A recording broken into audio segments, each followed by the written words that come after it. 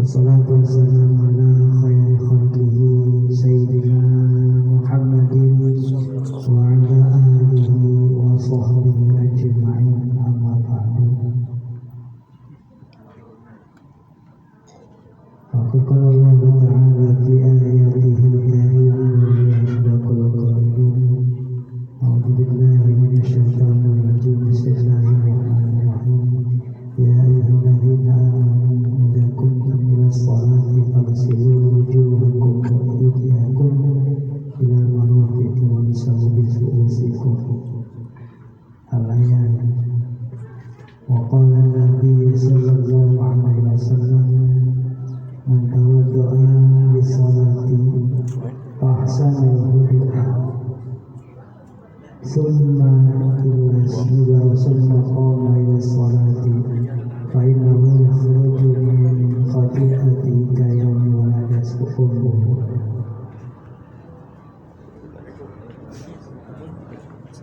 Yang saya hormati para bapak-bapak jamaah rutinitas pengajian malam Jumat yang dimuliakan Allah Subhanahu wa Ta'ala. Alhamdulillah, pada malam hari ini kita semua masih diberikan nikmat oleh Allah, terutama nikmat iman Islam yang bertanda nikmat sehat walafiat. Kita semua bisa berkumpul bersama dalam acara pengajian malam Jumat ini.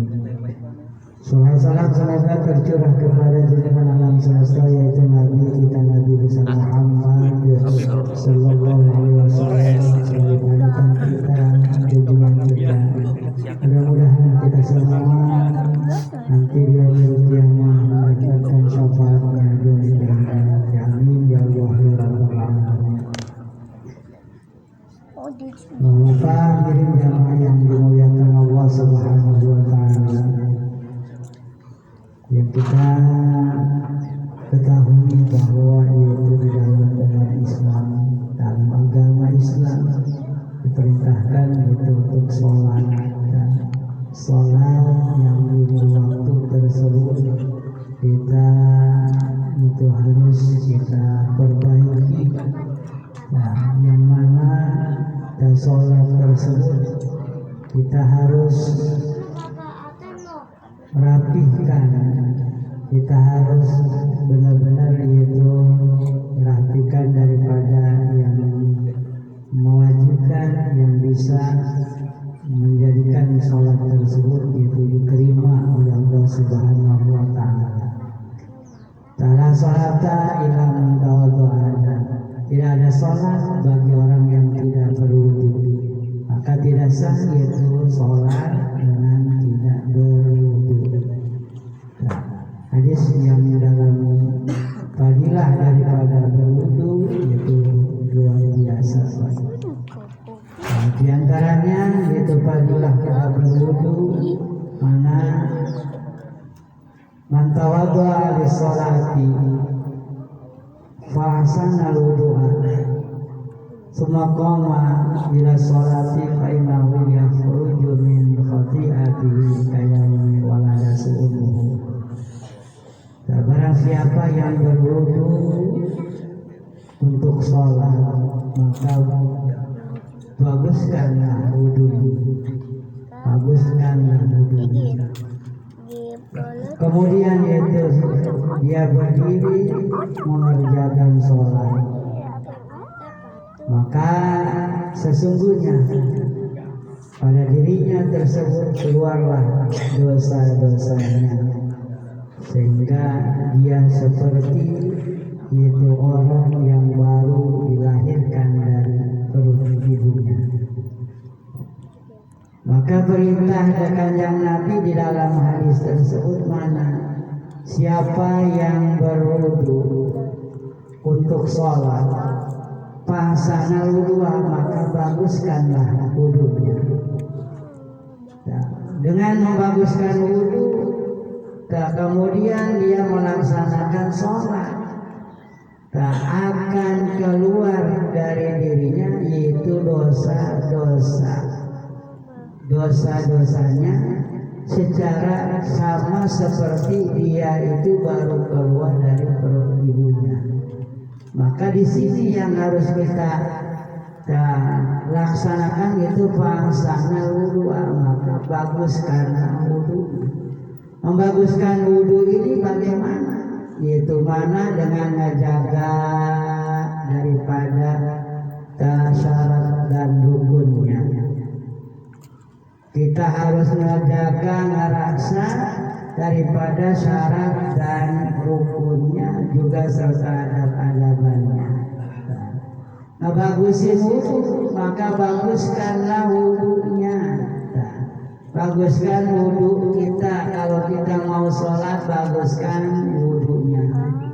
Itu wudunya harus dirapihkan, ditata benar-benar, pelajari dengan baik. Mana jaga itu syaratnya, jaga rukun-rukunnya, kerjakan syarat-syaratnya, kerjakan rukun-rukunnya. Maka di dalam berwudu itu ada syaratnya, ada syarat-syaratnya. Mana? Antaranya ada ketika kita berwudu itu, agar wudu kita itu terjaga, agar wudu kita itu sah, itu harus dikerjakan syarat-syarat berwudu. Mana diantaranya berwudu kita supaya sah wudu kita itu terlebih dahulu kita hilangin yang menjaga air nempel ke kulit.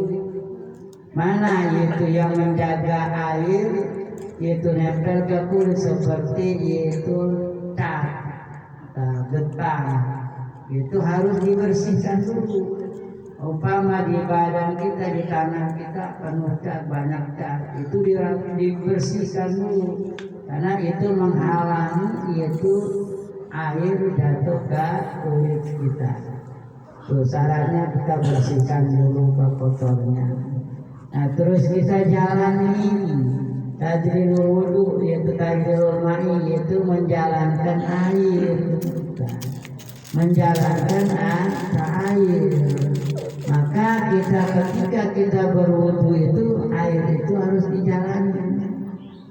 Nggak cukup kita mesti membasuh muka itu mukanya diaturin, disodorin aja, nggak terang, nggak cukup. Maka itu harus dijalani. Mana dengan ditiup itu airnya, dijalanin ke muka. Juga membasuh kanan juga harus dijalani airnya. Nah, itu syarat berwudu, itu menjalankan air. Nah, terus juga harus dijaga rukun-rukunnya. Harus dijaga yaitu rukun-rukunnya. Rukun wudu kita harus tahu. Nah, rukun wudu itu ada berapa?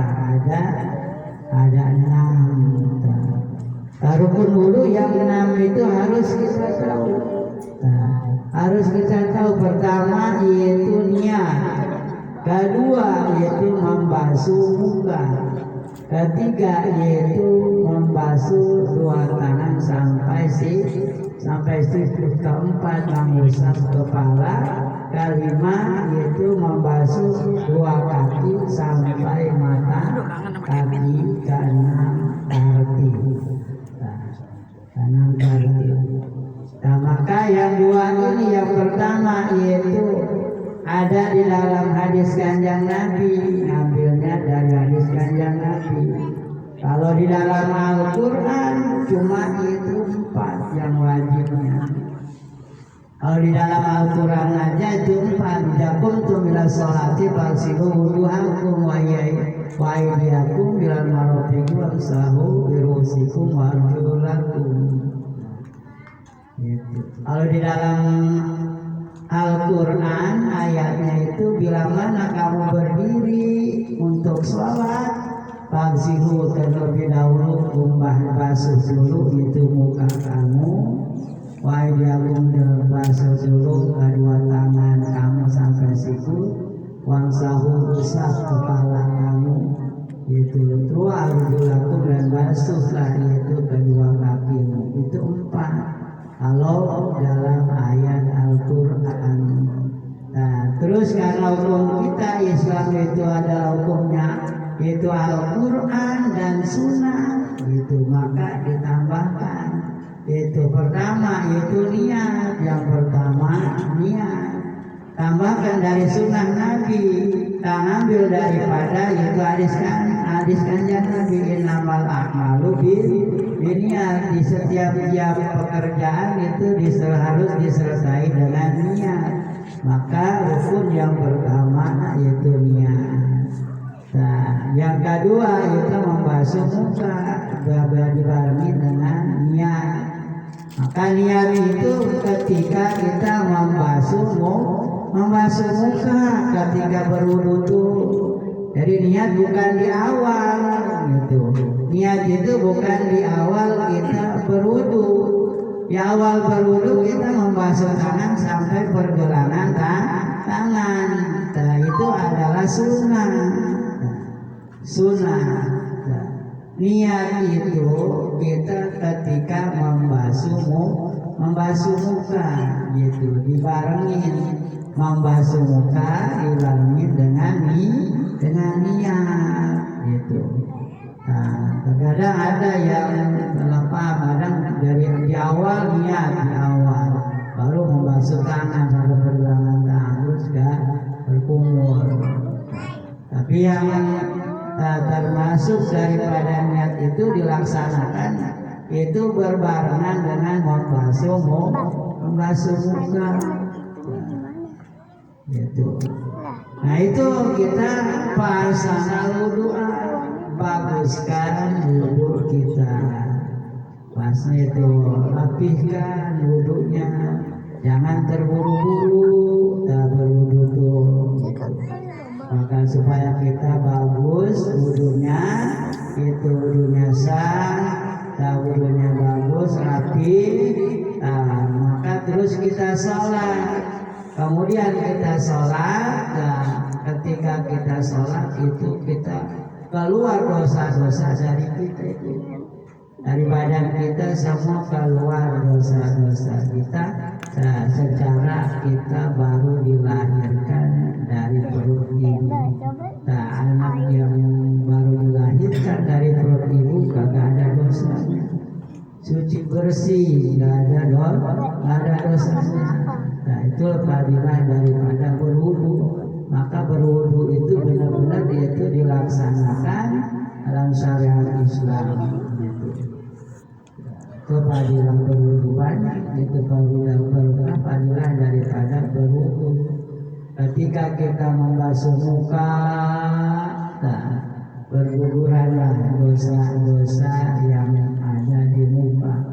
Ketika membasuh tangan, berguguranlah dosa-dosa yang dari tangan yang ada di tangan.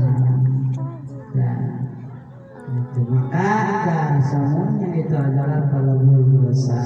Mudah-mudahan kita bisa melaksanakannya dengan baik, melaksanakan sholat dengan baik.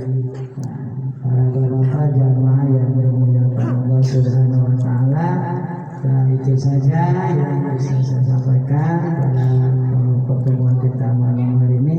Dan selanjutnya kita baca pembacaan surat Yasin.